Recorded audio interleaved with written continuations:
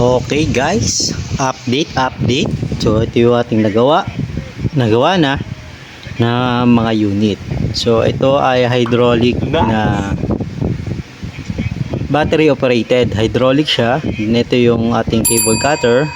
Then ito yung cable creeper. So working na siya.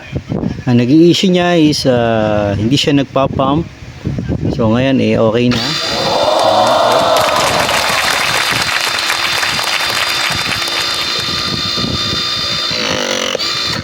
Perfect! Okay, so yung kabila naman, testing natin. Okay, milaw na yung green.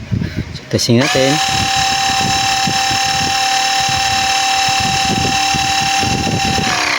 Wow! So, okay na sila guys. So, pwede nang gamitin. So, ang unit na to is a Rigid RE600. So, mura lang to guys. So, nagawa natin sa abot ng ating makakaya. Nakatulong na naman tayo sa ating company. Okay.